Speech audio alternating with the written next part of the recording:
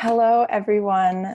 Thank you so much for joining us. My name is Sophie Jenis, and I'm here with Sarah Certa, the beautiful God.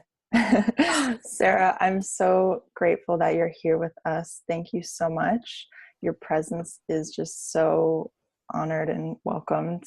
And so today we're here to talk about transformation embodied, sort of integrating the knowledge that we might have revealed to us both online. And I know Twitter is a huge community that we sort of share these revelations, these wisdoms, but then we're also living, a full real life in the physical. And so what does it look like to sort of take this information that we're talking about and that we're learning about and experiencing spiritually, mentally, even in our bodies, and bringing it both out into the world, but just in our day-to-day lives. And so I know that you, Sarah, share so much beautiful wisdom every day.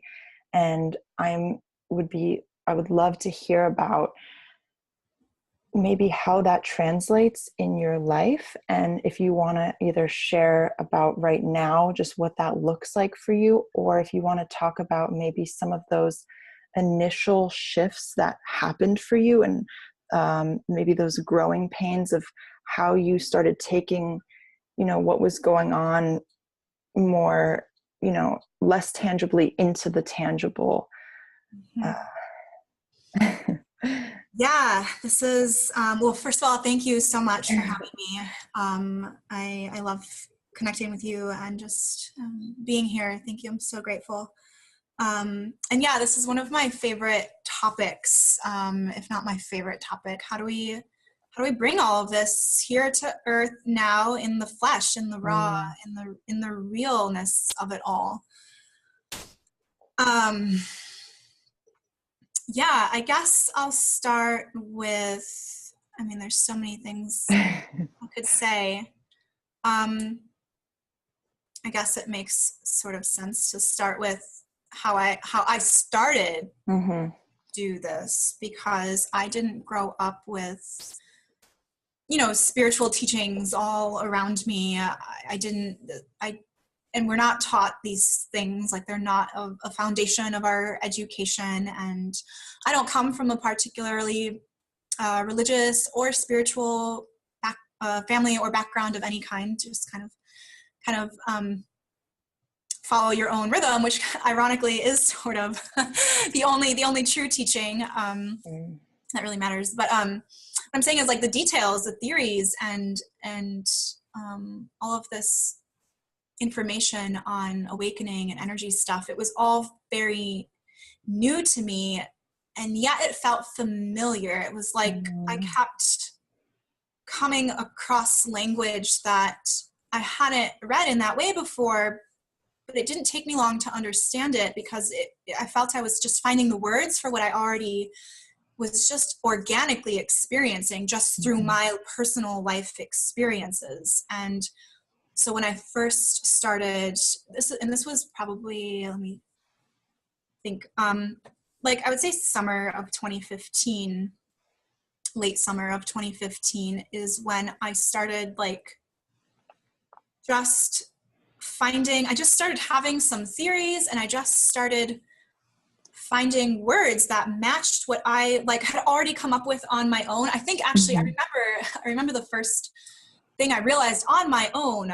My passion was always mental health, and I wanted to be a psychologist or a psychiatrist or some sort of clinical psychologist. I really wanted to study the mind. I wanted to study pathology of the mind. I wanted to study disorder. I wanted to know, why do people do what they do? Why are we all in pain? What's going on? And my natural inclination was toward the psych world, mental health and all of that. And as I was just, reading and studying things on my own, I realized that psychiatry as a whole doesn't like, it doesn't quite work, because I'm like, what's the mind? Like, I thought about like heart surgeons, and how a heart surgeon can perform heart surgery on anyone from any country, because like the human heart is like the same. It's like the same within each of us. It's the same organ. I mean, there's like some variations of it, but like a doctor can navigate. Yeah, like, because the physical body, we've learned the physical body, the organs, like that's why you have, doctors can travel internationally, and you don't have to even speak the same language for a doctor to be able to help you physically. And psychiatry is a medical profession, but it's like the one medical profession that didn't make sense to me. And I realized, because it's more than the brain. We know that our psychology, the brain is a big part of the mind, but it's more than that. So my question was, well, what are they studying? What's the common denominator? They can't find a cure for all of these mental illnesses, because they don't. What are they treating? Do they know what they're treating? So that was my question, just on my own, just me exploring what I'm just naturally drawn to and passionate about. I wanted to know, how can you cure an illness that you don't even know where it's located? So my question became, well, what is the mind?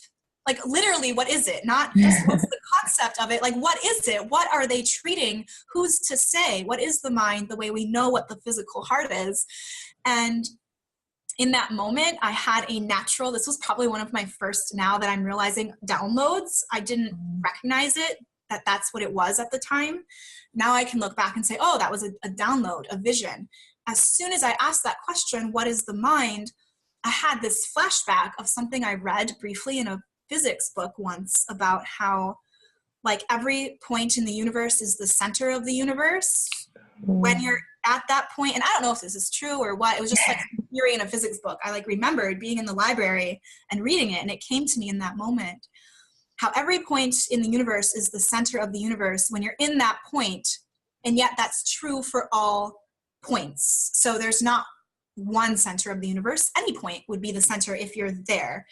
And it was some theory that, like, and again, if there are any physicists, astrophysicists, I don't know if that's true. I don't care. The point is the pattern, what it awakened within me. And I had this vision of like, oh, so in any center, like the universe is expanding from that point, as if that point is the center. And I immediately saw human consciousness. Like, we're all walking around at the center of our reality, right? My reality expands, my perception of my reality expands outward from me. I am the center of my reality, and yet I'm not the center of reality. Like, I'm the center of the universe from my perspective, but I'm not the official center of the universe. So so that happened just naturally. That was like an organic just download. I was just like, whoa. And in that moment, I was like, well, I said, the mind is the universe.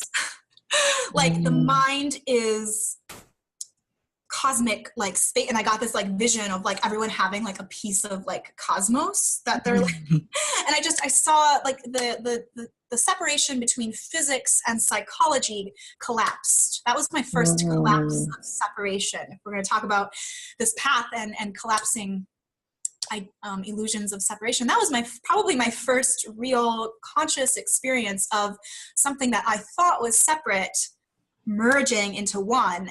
And once something merges into one, it's very difficult to then pull it back out, because it's a true merge. It's something that just came from within. So I swear this is all on topic in relation to the question. No, that's so beautiful. Yes. And so I was like, so that's where physics and psychology merged for me. And I'm like, psychiatrists need to be studying physics. They need to be studying quantum physics. And I just knew, I was just like, the way that the universe works on a very small quantum, I mean, quantum just means root. Quantum is just like subatomic. That's how I use that word. Like, that's how the mind works. That's the mind, not the brain. Like, the brain is the physical of that. But I saw, like, depending on your brain, like, that's what, like, your brain, your body, everything, like, a piece of the universe gets channeled through you.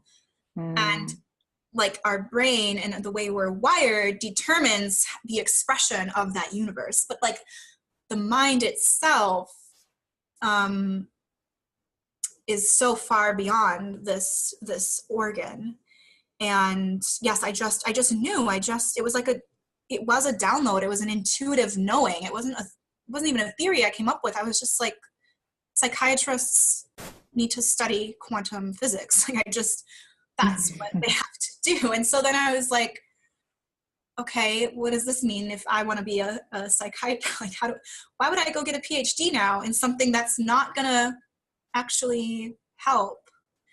So that's sort of where my life started changing. So I was so passionate about mental health, but now that I had this revelation that just felt so true from the inside out, I couldn't go about studying it in the traditional way. It just didn't feel right to take the traditional path. And so I ended up I was preparing for a PhD and I just ended up not doing it because I didn't know what I was going to do. That was my first real surrender with my life. I don't know what I'm going to do. This was my plan, school, and it takes care of money and funding. And I had to there was a truth inside me that was stronger than all of this plan that made sense. It made sense for me to apply to school and go to school and get this degree and get a license. I didn't know any other way.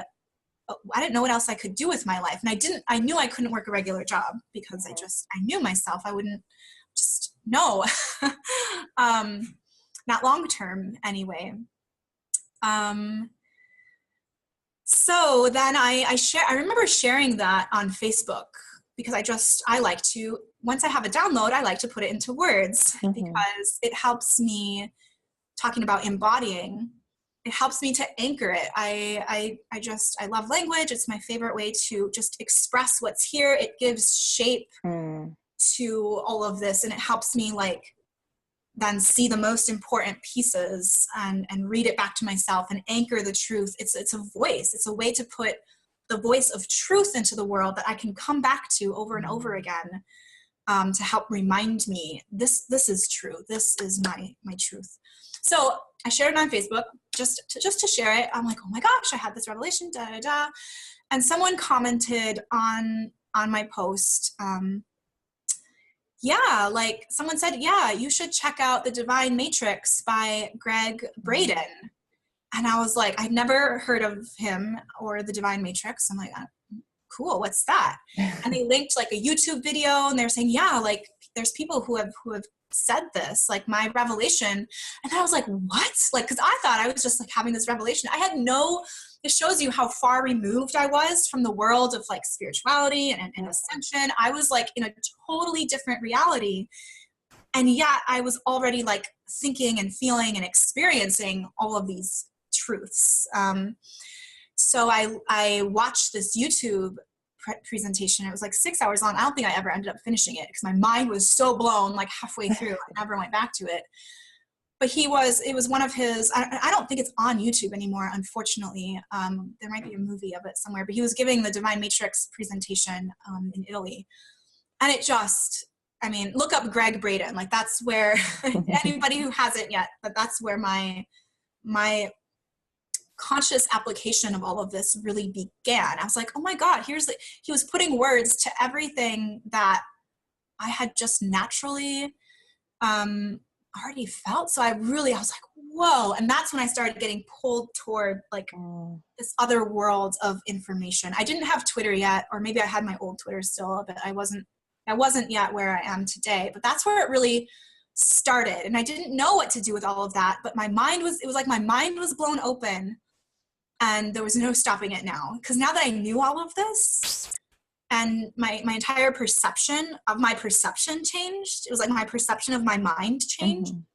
And that's when I said, well, if everything is energy, then I started realizing, everything is energy. Like that made sense to me. Nobody had to convince me of that. So it's almost like, I don't know, I must have just naturally known so much of this. I just didn't have the language. I didn't go around like talking about metaphysics and energy because I was like, I don't know, dealing with my actual life, which was just sort of crazy. but it didn't, so nobody had to convince me. It was like I was just finding the words for what already existed within as my truth. And that's become the foundation of what I do. Like this, I'm not telling you anything new. I'm just going to present it in a way that helps you consciously awaken and grasp your truth. And so anyway, then I started, I just was really into that, really into just bridging science, spirituality, and physics, and really understanding the science behind it. Because I come from a very scientific sort of, a very, very skeptical, like I labeled myself as an atheist because I said there's nothing outside of us, which like is kind of true. What I meant was it's in here. There's nothing that, what I meant was there's no separation. God is not this separate being. I was like, that's bullshit. I was like a blog about like, I used to be like have an atheist, like not an atheist blog, but I was like using that label, right? But it shows you how funny language is. But I was just so against this idea that there was this like supernatural force, like separate from me out there. And I was like, that's bullshit. No, it's in here. And so I just was like, yeah, I don't believe in that. I'm an atheist. Like, so you see how the mind like all like just makes these meanings automatically when really all those labels don't mean anything. What I meant was it's all within the self. And yet when the deeper we tap into that, we do feel it is beyond. And yet we know we're connected to it and we know we are an expression of it. That's so beautiful. Yes. It's also beautiful. I just want to say how it's all started from one question that like just had to come out of you. And then that's what sparked everything. It's like that question was waiting in there to just come out, and it knew that it would cause all of this. Yes. It really, that one question, what is the mind? All these people studying the mind, labeling the mind. We have all these disorders. The DSM is now full of like over 200 labels for mental illnesses. Well, what is the mind? Like I felt like nobody, like they were talking about the mind and treating the mind and giving people medicine and here, do this therapy, which some of it works, some of it doesn't, but that's not the point. That's not what I'm here to talk about. Like I felt, yeah, nobody was asking that question. And that was an organic question that came from within. So yes. And then I just started applying all of that very literally. And I was experiencing a lot of mental pain and had like weird diagnoses that I'm like, well, yeah, I'm in pain, but like nobody could actually tell me what was wrong. I was diagnosed with, like my official diagnoses were OCD, but like a rare kind that doctors don't know is treatable. So I'm like, that's not helpful. Especially like with the nature of OCD, it's like not helpful to tell someone, you have this thing, but nobody knows what it is. Like talk about making it worse. And then I was diagnosed with anorexia and depression. But I felt even those things, like, yes, I'm like, that's kind of true, but like there's something else wrong. Like I felt like there's something fundamentally wrong with me. Like, but nobody could tell me, and like psych tests would come back like invalid. I'm like, well, what does that mean? Like not even the psych tests can like validate me as a person. Like, am I even real? It was like some like just massive existential crisis. This was all like pre-2015, like leading up. That had been my life, trying to, make sense of what's actually going on inside of me. It doesn't feel right. Something doesn't feel right. And yes, I was like given these diagnoses, they kind of made sense, but not fully. I'm like, there's still something else. And nobody could really help me.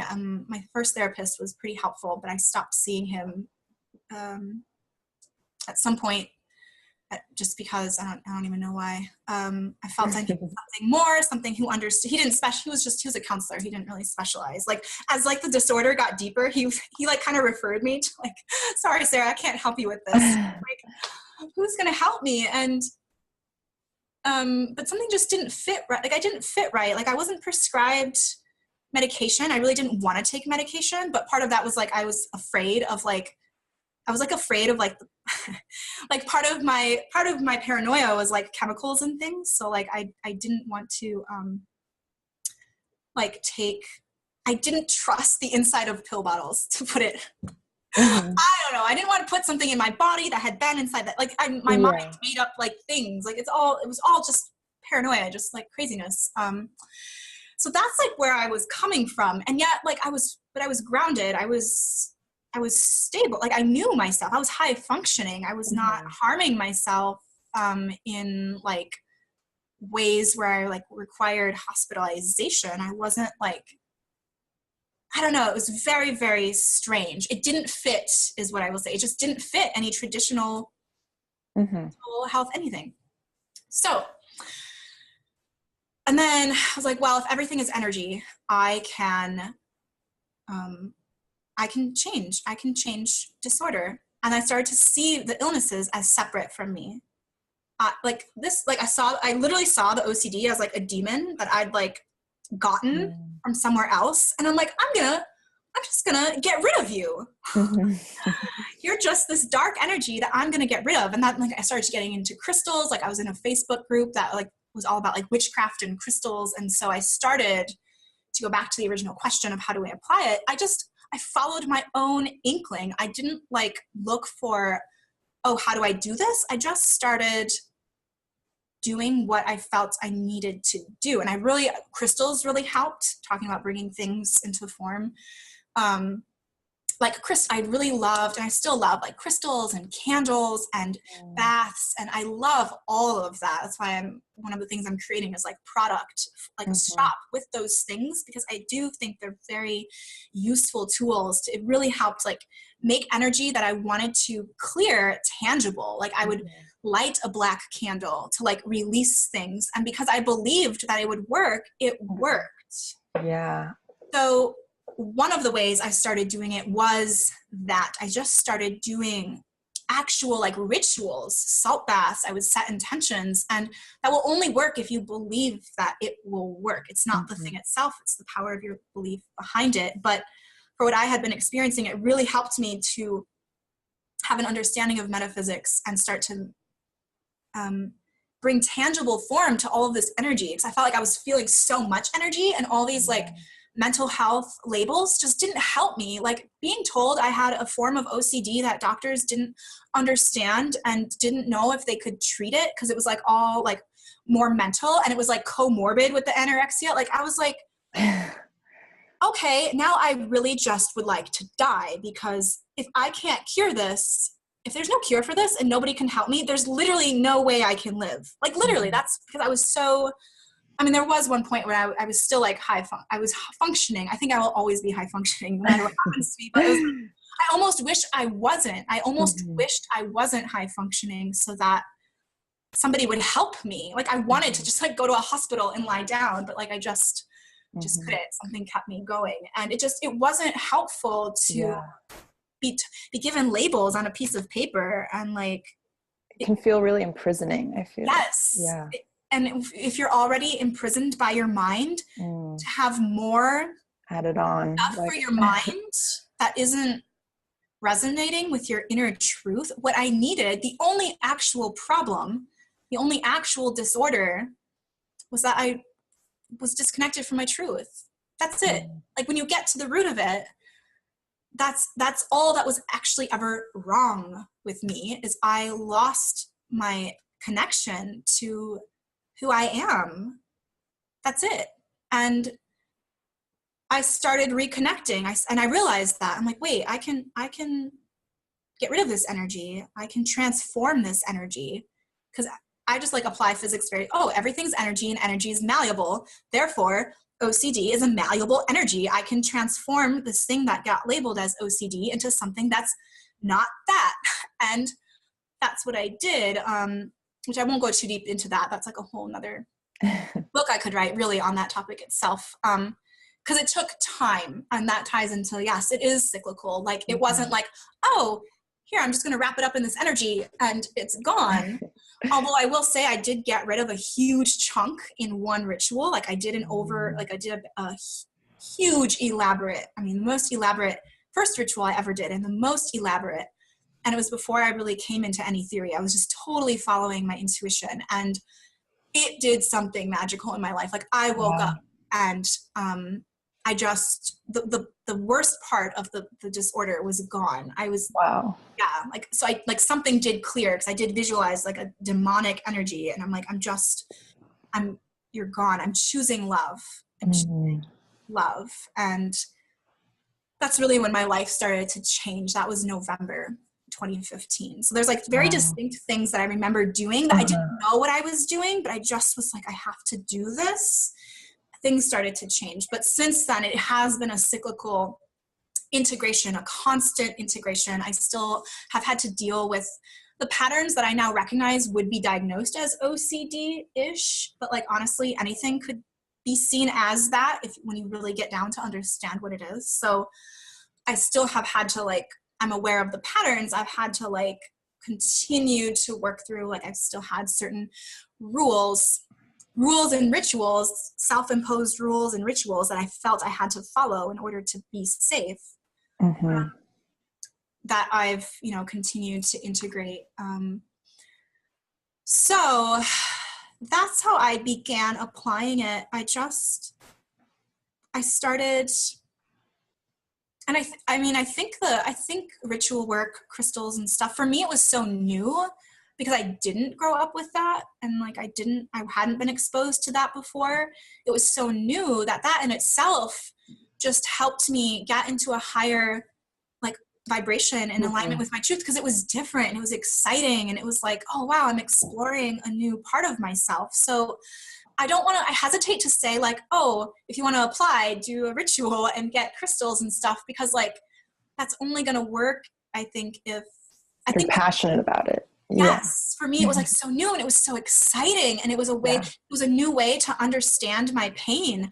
And now I felt like I could do something about my pain. It felt like, wow, I can work with this. I can understand this. I can visualize this, and I can use materials, like these beautiful materials. I would get candles and crystals and special plates and just, and take care of myself. And it made sense. And it was fun. I liked working with the colors and different textures. And I felt that it was really a way to activate my heart and my body, because I had all of this excess mental stuff going on. So for me, it was very important to come into the body with ritual. Like that's how I started applying the theory. But I would say the biggest thing is that you're doing something different. You're changing up the energy, because what we're talking about ultimately is love, which is growth. So anytime you're stagnant, anytime you're just like coasting in a sort of monotonous, safe, robotic way,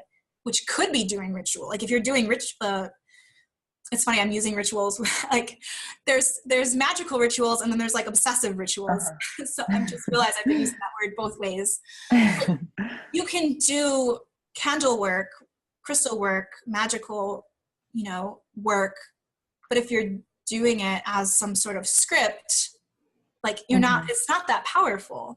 Right. So for me, it's always about changing up the pattern. As soon as I feel I'm a little bit, I'm feeling stagnant, I need to grow here. Okay, what can I change? What's going to make me feel excited and good? So as I'm saying all of this, I'm still hearing your questions in mind. But I feel like the way this conversation is going, like the answer is really in like feeling like doing what you want to do.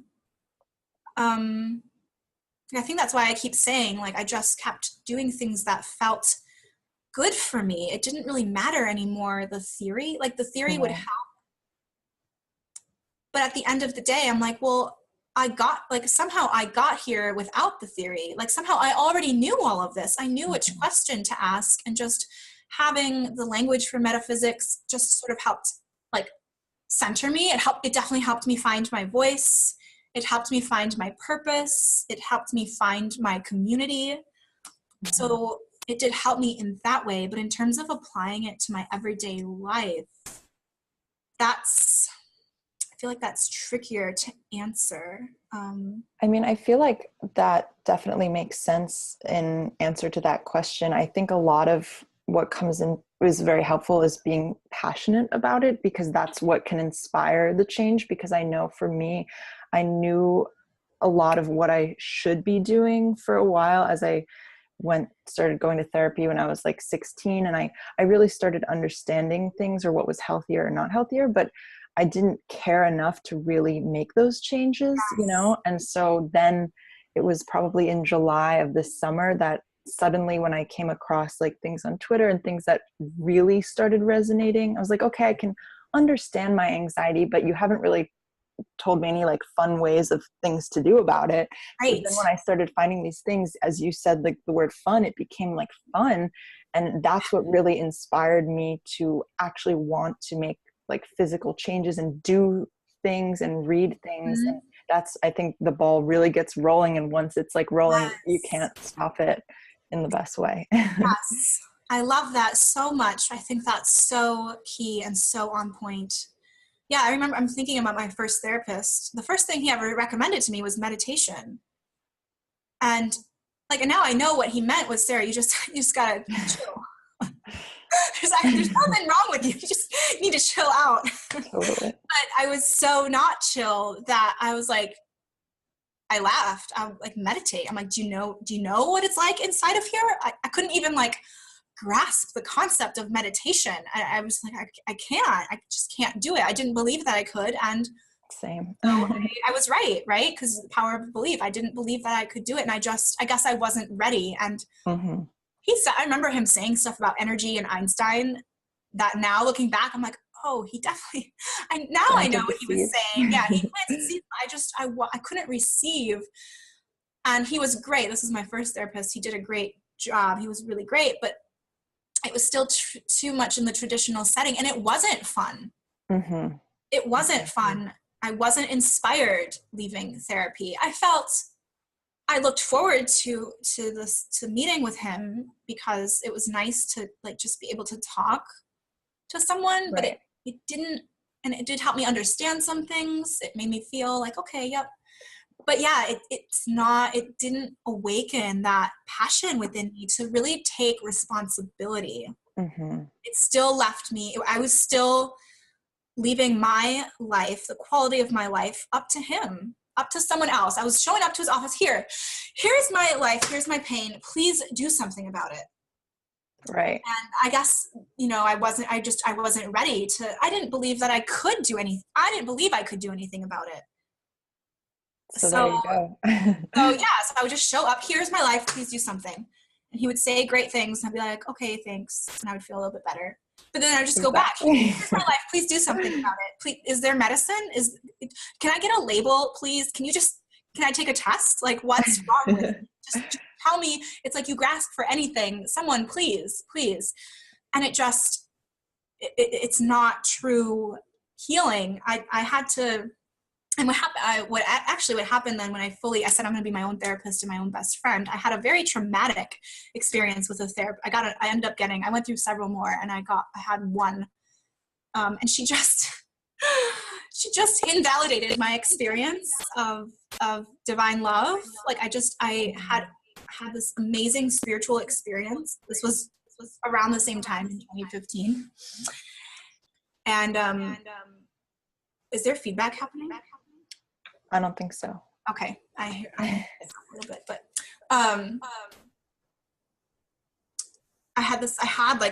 so with the whole, when I asked what is the mind, and I had all of that revelation, and I started at that, like a month later, I just had the most, like, I called it a spiritual experience, even though I still thought of myself as an atheist. I didn't know what to call it because I just didn't know, but I was like, whoa, I just felt taken over by some force beyond me. And I felt love that I didn't ever think.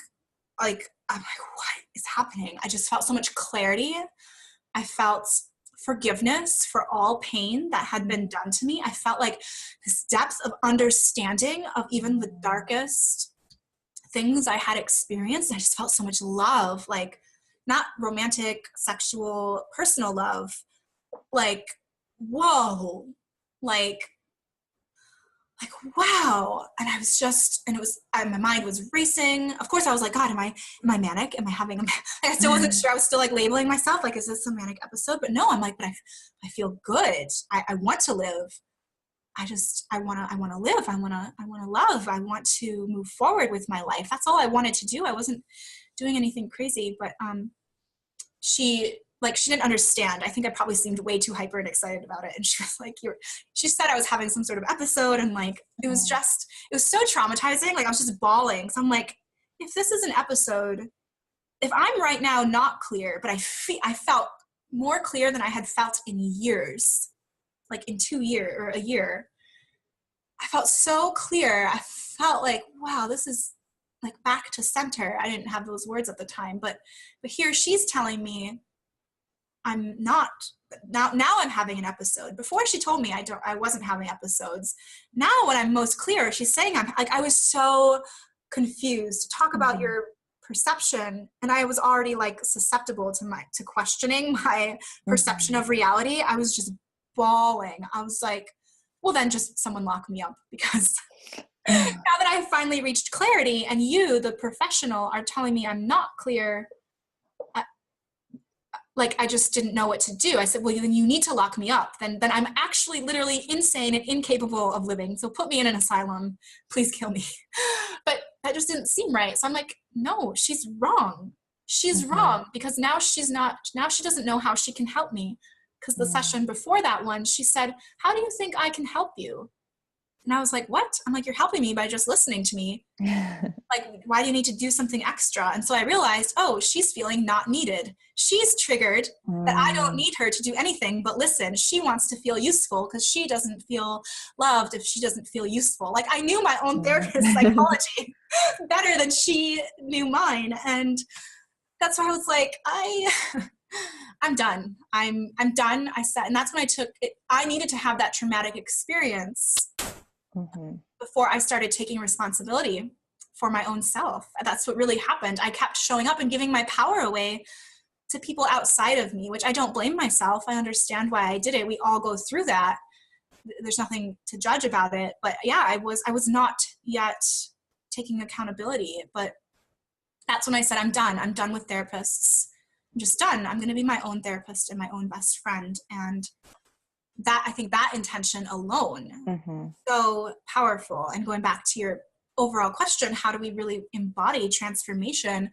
Trust the power of your intention. If you really want it and you're really passionate about it, and sometimes we don't get passionate until we have a traumatic experience. I didn't want myself bad enough until that day that she totally invalidated this truth that felt more true. This love felt more true than anything I had ever felt before. I'm like, no, nobody's going to tell me I'm wrong or crazy for feeling this. Nobody. Oh, that chills now. But it had to happen. I had to go through her doing that. Now I'm grateful that she did that, because it's what pushed me to finally choose myself, to finally want myself bad enough to fight for myself. And so that's why a lot of times people will go through experience and experience until they're pushed to rock bottom. I mean, my rock bottom was, okay, it's either the asylum forever or I'm going to choose myself. That's how bad it had to get, I guess, for me. Right. Who knows? We all have our own. So yes, going back to how do you apply it, the passion has to be there. And that's why you can't reach people. You can't apply things for other people. That's why I say you have to, the chosen ones choose themselves. I chose myself that day. That was September 2015. I chose myself, early September. And the first week of September, I chose myself that day. And I had no idea what that would mean for my life, looking back and everything that's happened from September 2015 to now. I had no idea the power of me saying I choose myself. And I've gone through so much since then. Lots of pain, lots of releasing, lots of integration. But I never again, what changed is I never gave my power away to the extent that I did. I still had to go through some relationships where I was giving my power.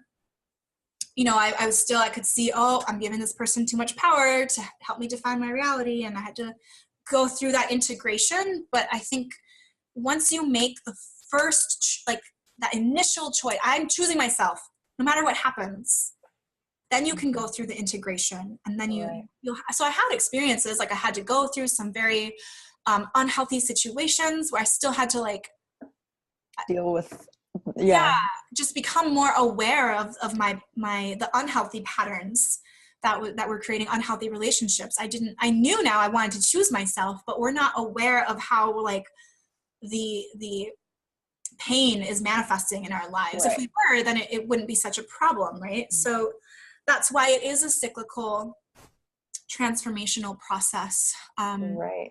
Yeah. I was inspired when you said, choosing yourself. I think what inspires us to action is when we realize or take the responsibility off of the external, and when we realize, like, become accountable. And that's when it's like, okay, if it's up to me, then you want to take those actions, or you want to figure out what things are going to help for yourself, because you stopped, like, as you said with the therapist, you stopped putting it on them. And then it's like, okay, if it's on me now, what am I going to do? Like, what books am I going to read? What activities am I, so I think making that shift is what inspires us into action. Absolutely. Up to us. And as you're saying that, I'm seeing very clearly my relationship with my therapist was a codependent relationship. So here I am showing up, trying to figure out how to extract myself from codependency, from toxic relationship dynamics that have just caused pain. And yet my relationship with the therapist was codependent, because all I was doing, nobody told me nobody made me take accountability. Nobody ever said that that's the only change that's really going to happen. And I probably wasn't ready to hear it either. So I'm not saying it's their fault that they didn't tell me, but I wasn't ready to hear it. Nobody said it. And so it just goes on. And you go through the cycle until, you're pushed to take accountability. And then once you feel accountable, and once it's empowering, like, absolutely. Even though it was a little bit scary, I didn't know what was going to happen. I still felt, I still had a lot of pain I knew I had to work through, but I just the feeling of alone of, I can do this. It's in my hands now. That alone already healed so much. Like, that's actually the core wound. Like, once we believe that we can, we've already set it in motion. We've changed everything. Once we believe that we can heal from anything, no matter the depths of pain or the type of disorder. I was diagnosed with something uncurable. Oh, really? Let me prove them wrong. That's why I say you can heal from anything. Don't listen to that. Says who? Are they inside of you? Do they who really how does someone else have so much authority over an experience they're not having? Yeah, and it can sound at first almost exhausting to know that it's all on us, but then you realize it was so exhausting the other way, like relying on these other things. That was really the exhausting thing. So it actually, for me, is more of a relief than exhausting to know that it's all on me, because it's like it wasn't working the other way. So this is a new way. As you said, change, it requires change. You can't, if you were living, like, I'm 21, if you were living 21 years the same way and it wasn't working, clearly something has to change, and it's empowering. So. Yeah, it's exhausting to not take accountability, because you're quite literally not connected to source energy.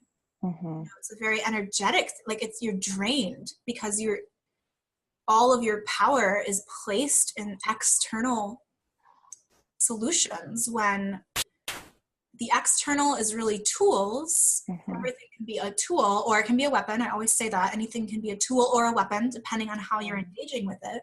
So I'm not knocking external help, but that's the difference. It's not, nothing outside of you will ever be the source of love.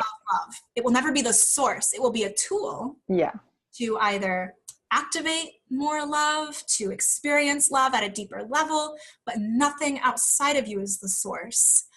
The source is within. And I think that that's important to know about how we engage with spiritual material and teachings on, ascension. And there's so much, there's ascension, everything like karmic relationships and soulmates and twin flames and all of this information, that there's so much stuff out there. It could be useful, but again, I think people tend to place all of their, same thing as like with the therapist. It's like, Right. oh, here's a person who knows what they're talking about.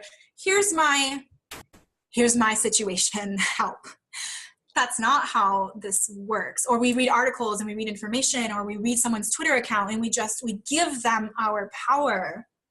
It's the same dynamic that's still codependent. Oh, here, they know better than I do. No, the most important thing in applying and embodying transformation is continuing to come back to, I know my truth by how it feels. That doesn't mean others can't help me. Right. But it's really about shifting the perspective to everything outside of me is a tool, and including other voices. That's why I tell people I'm just a mirror. I'm just a tool. If I am a tool and my words are a tool that activate love within you, that's so wonderful, because I feel that's my purpose, part of my purpose. I'm here to provide you with tools that activate the love within, but I am not the source of the love you are feeling. I am not the source. It's within you. I'm just helping, a catalyst. And that's what changes the dynamic, and that's how you really start to embody transformation, and not just like meet once a week and talk about it over. Like you said, yeah, a therapist can help you understand. And, I don't want to generalize therapists. There's lots of different types of therapists and types of therapy, and some actually incorporate metaphysics into their practice. It's very, very expansive now, but I feel people understand what the context we're talking about. The type of therapy where you show up every week and you just talk about it, and you don't get that real transformational experience, because you haven't yet shifted into the realization that source is within, everything else is a tool, and it's up to you to decide how useful is this tool right now. And it's up to you to recognize when you've outgrown a tool, and to be willing to let go. Okay. And that's what's happening right now. This goes back to your question as well. Like right now, cosmically, we are really letting go of a lot of theory. They serve their purpose. Like it was great to have all these, not even theories, I guess, just language about this transformational experience, what's happening on Earth. And not that we're going to stop talking about it, but it's like we're really now everyone's like sort of realizing, oh, now I have to actually live this. You can't just like talk about it. Like, yes, you have to actually live it. You have to apply it. And what does that mean? Yeah. You were talking about writing, having that be an like grounding what's up here into form. And for me, that's almost my form of meditation. I mean, I try to meditate as well, but I think the writing for me, like the daily writing, is really what helps me remember. And it's more for me than anyone else. And it's just sort of, keeping me in that space and remembering and like meditating on these ideas. And so I feel like things like that, like these daily activities of remembering, are so helpful to keep us, because, life, as we said, is out there and there's so much going on, whether it's the news or your job, and things come up every day and we're so busy. So I think that having like a daily, even if it's reading Twitter, and then as you said, not relying on that as the source, but just helping us remember to go back to ourselves, is so helpful. I know that I need something daily, like even if it's nature, these things to keep the ball rolling, and that's okay, like to need that, if, and then as you were talking about, then the shift of, not even needing that, just needing, the innate wisdom within. And I need things daily like hourly. Yeah. And that's okay. And that's the more than Yeah, okay. It's beautiful. Like, right. And I mean, not hourly anymore, but I used to. That's why I tweeted so much. I had to. right. There Yeah. was so much bullshit going on up here, and writing it like publicly, because I felt like I was passionate about it, because I love connecting with other people. Mm-hmm. Like I needed it. Probably I needed my tweets more than anybody else. It was the voice of my higher self Oh, wow. Yeah. coming through. And I know to some people on the outside, it might look like, oh my gosh, she's just like obsessively tweeting. I'm like, no, I'm listening for my truth. Like everybody else, shut up. Like it was like I had to, no, I need to, it overtook everything else, never with the intention of making anything out of it. It was all organic. I needed to hear those words as much as, if not more than, everybody else. And it just so happens that what I needed turned into like this great tool that can help other people. How awesome is that? And that's Yeah. why I also say, just do what you need. What do you need right now to be in that alignment? And it will naturally become a source of giving as well. The receiving and the giving love merge into one. So there's no more separation. So I guess I know one of your questions was what daily practices.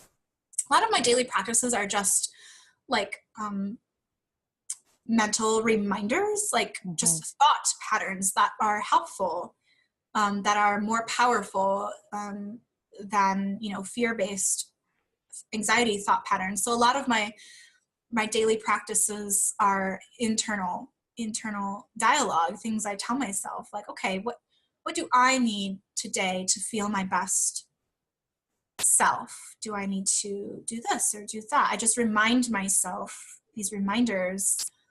And a lot of times the stuff I tweet is the stuff I need to hear that day. Yeah, So I'll just tweet it. If I'm needing to hear it, probably other people are too. So that's how those things merge. So it's like truths I'll just come to. That everything is based around, I like the image of we're all connected. And so if I'm honoring the peace within myself, and I'm doing so much, because we're so programmed to do and be productive and all of that, but I like to tune into the science, and it's science, the fractal holographic universe we live in. And that brings me so much peace. Like if I don't know what to do, or if I'm overwhelmed, I'll just stop and not do anything, and just like internally come back into my heart. I'll just visualize my heart. That's one of my daily things I do often, just like bringing my energy, just my awareness into my heart. And just remembering, when I honor this feeling, I'm honoring the love in all. And it doesn't matter how others are going to react to that. Some will react and have reacted as if I'm attacking them because I'm not living up to their expectations. And you have to let go of that and just become so in love with love. Like let that be your relation. Let that be your number one relationship, to be so in love with love, the divine love, and to just feel that. So that's one thing I do often. I tune into the heart space. Reading my own Twitter helps, because that's, truth. So it helps just like center me. And I love creating. I love connecting with people. Though sometimes I need to get away from Twitter and away from my phone. So then I will, I'm very big on, I'm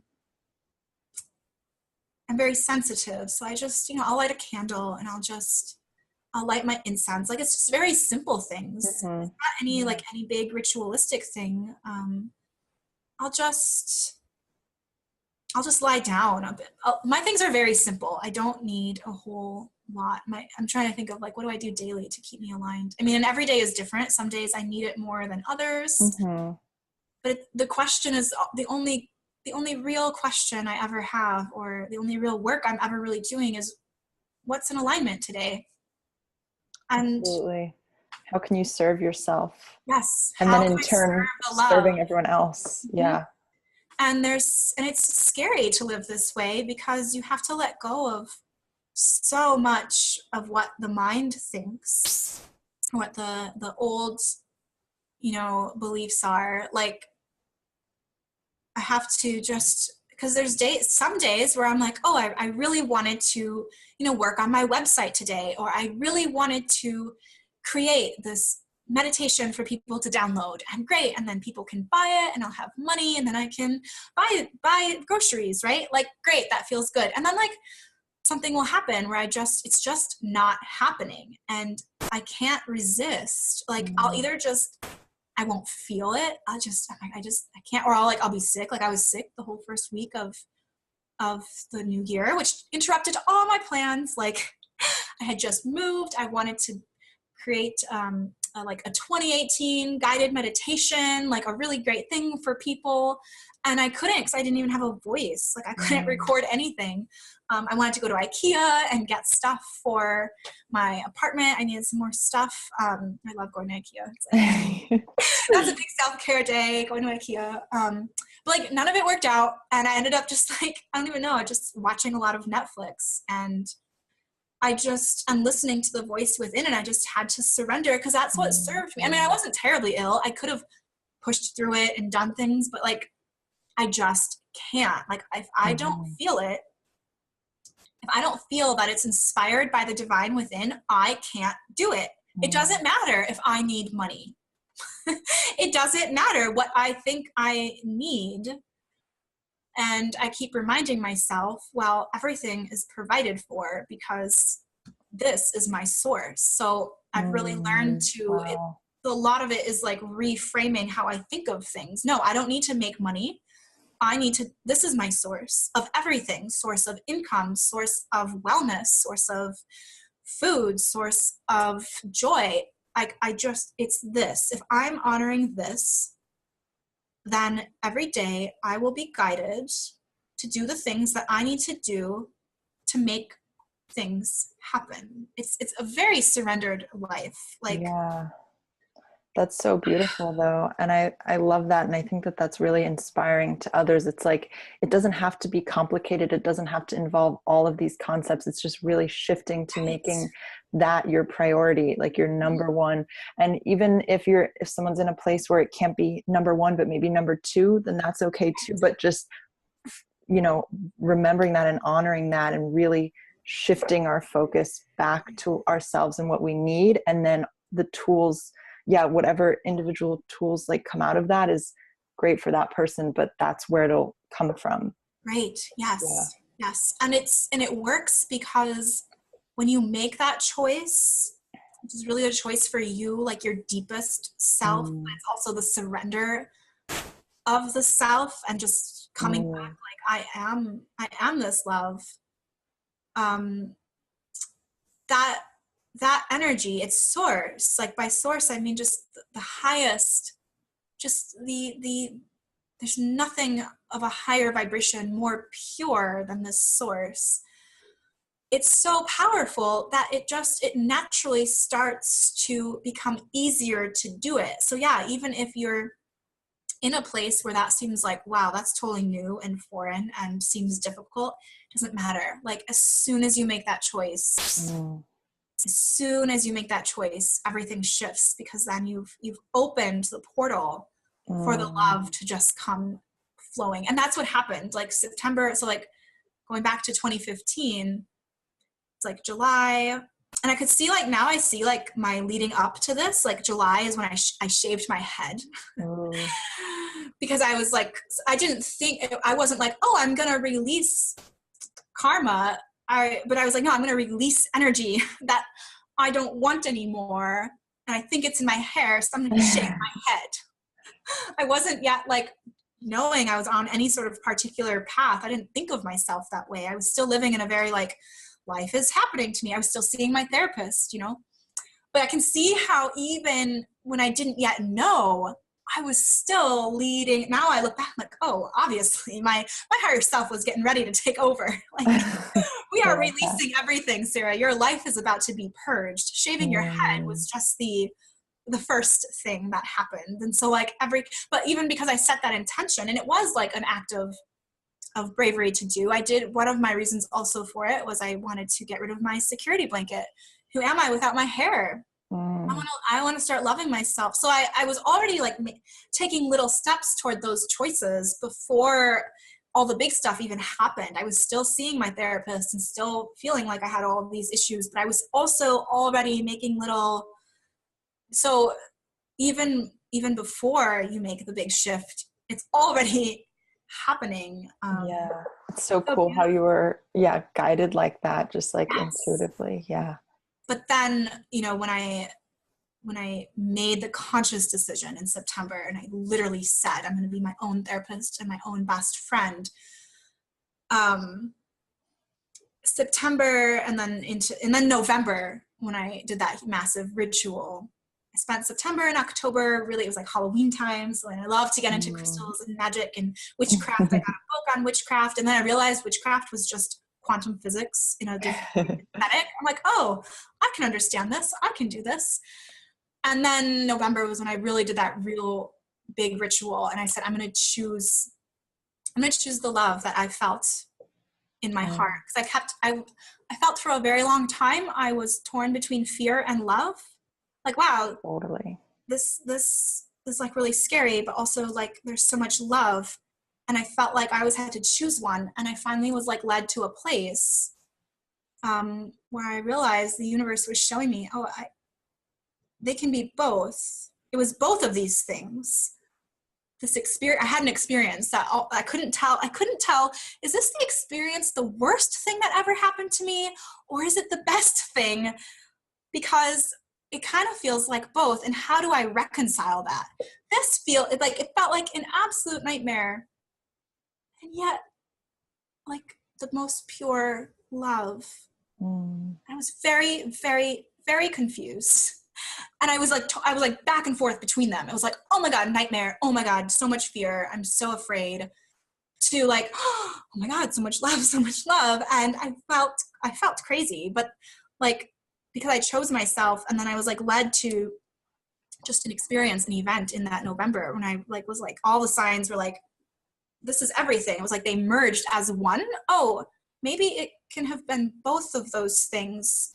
Which one are you going to choose, Sarah? I have chills now as I say this. Which one are you going to choose? Which one do you want to remember it as? You can look at this experience and you can say that it was the worst thing that has ever happened, and it ruined your life, and it caused you so much pain that most people probably couldn't fathom and couldn't live through. All of that was true. I couldn't deny it. But like the love was also there, and it was like, but do you remember, Sarah? Do you remember the love? Do you remember how real the love Mm. was in this experience? And you can't deny that. And like my mind is like going blank right now as I tune into that. Wow. The truth taking over. And I just, again, taking accountability, right? So in September, I took accountability for myself.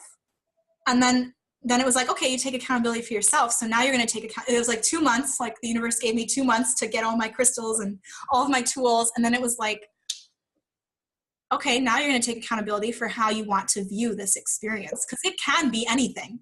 It can be the Mm. worst thing ever. It could be a nightmare. And you can live with that. It's true, Sarah, that's true. Or it can be the most unspeakable, greatest love the world has ever known.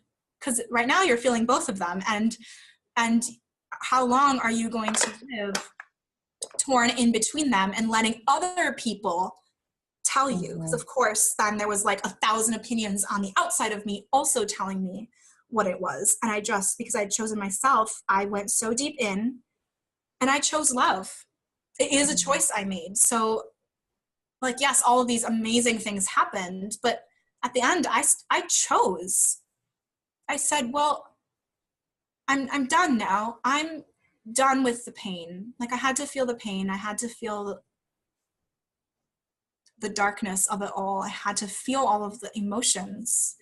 And I said, but I don't want to remember it as that. That I just don't want to remember it as that anymore. And I didn't really have a reason except I want to choose to remember it as what my heart says that it was, not what fear says that it was. And I was aware that it could be very different things depending on which lens I was looking through. Do I want to look through the lens of fear, or do I want to look through the lens of love? And it felt like home to look through the lens of love.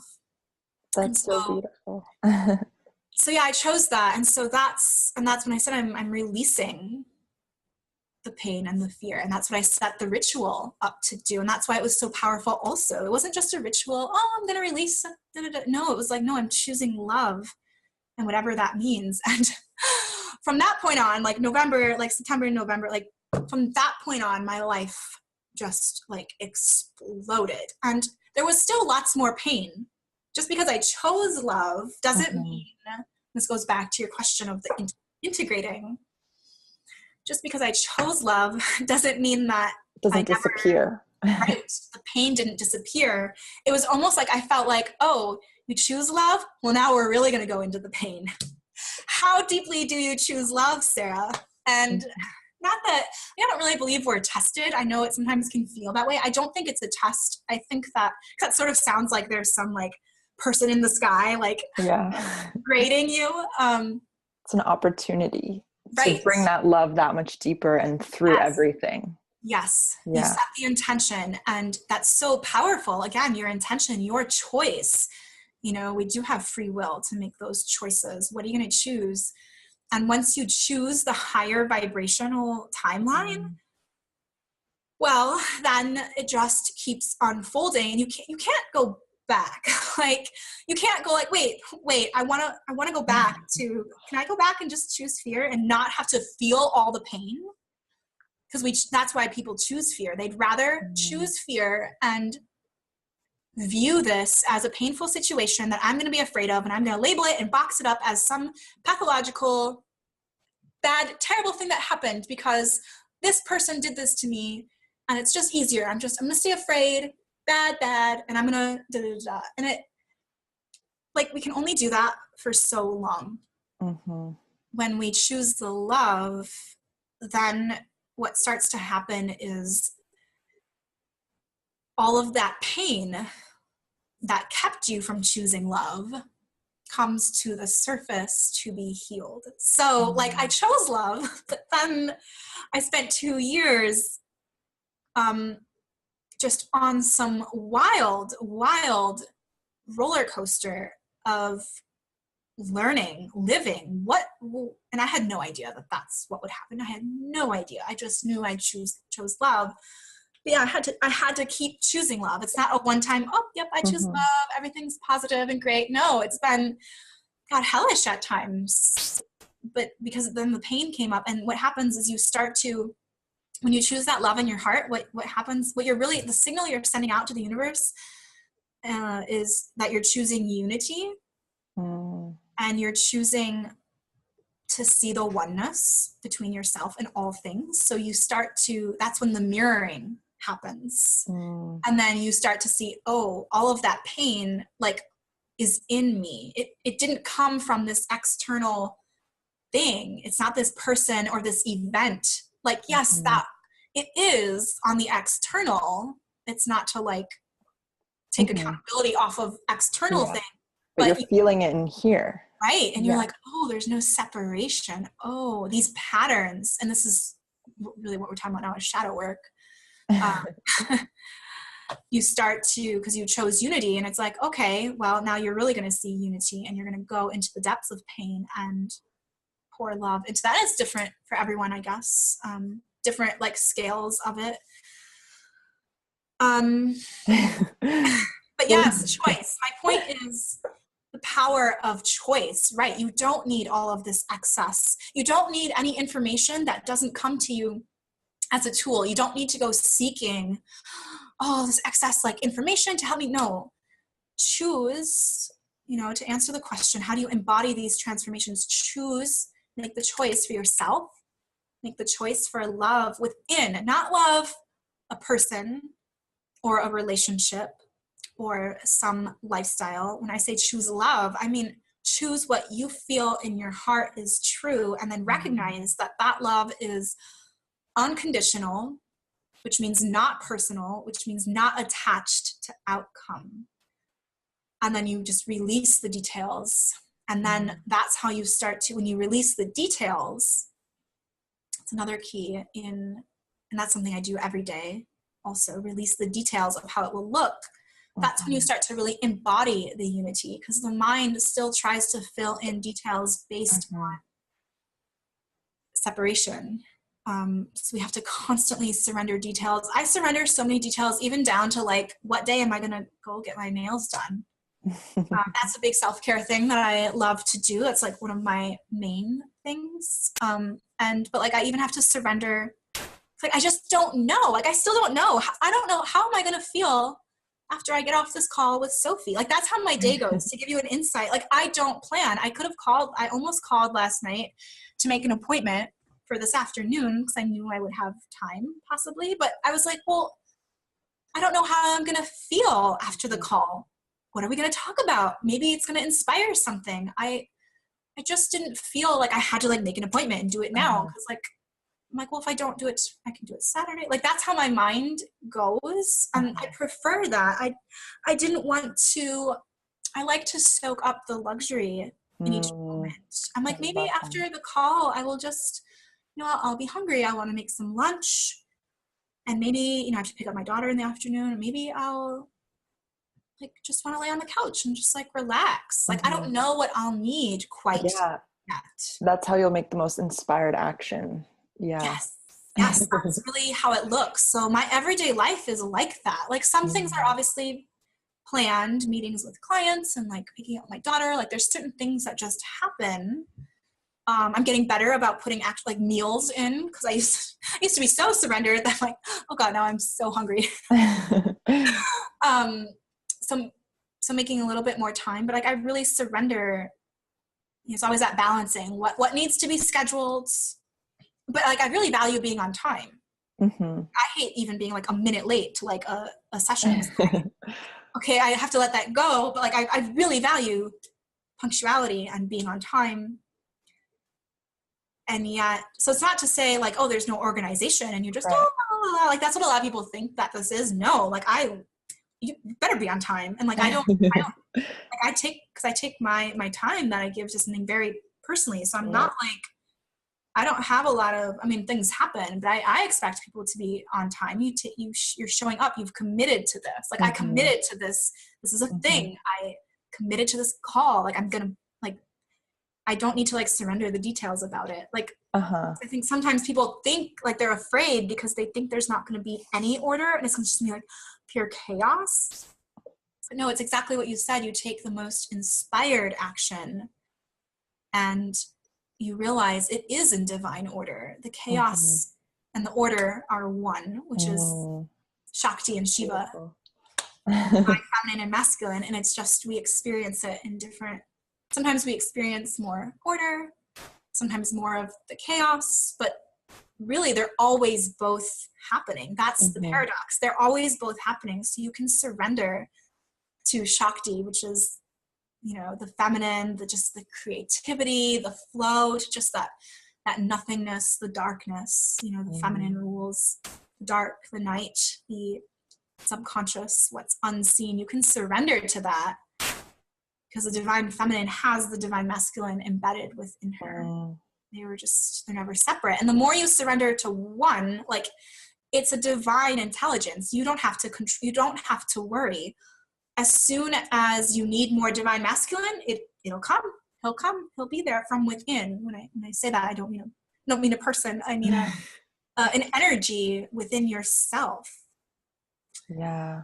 So beautiful. So did that answer? Yeah, absolutely. I think it was so beautiful to hear your journey. That initial journey is so interesting, and how that happened, and then how you started bringing it in and sort of working with it. Like you said, those 2 years, like, then once you had that love and that decision, then you bring it into your life and things start shifting and you start applying it. So yeah, I think absolutely you gave us such beautiful like recollections, and also like there were some things in the moment that you said that were so inspiring, like these chunks. So thank you so much for that. I think that's going to help everyone that's listening and inspire everyone. Absolutely.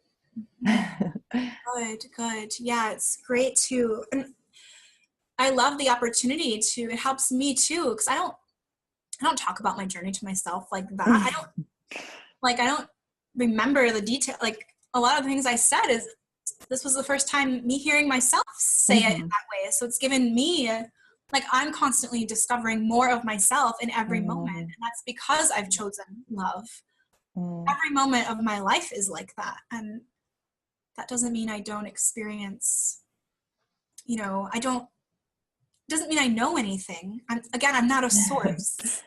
I'm not a source of knowing or wisdom, like, really, for anyone but myself. What I offer are tools, reflections, pieces of your own self, but really the way we each take this journey is really unique in terms of the actual intricacies. And isn't it beautiful that your expression of your love is doing all of this? Like, that is what's so beautiful. Just by doing that, just by choosing yourself and choosing love, this is what has come of it. And that's so beautiful to think about. It really is. And it's honestly something, it's good to take time like that and have you say that and reflect on it, because it's really something I can't quite fathom. I can't quite understand.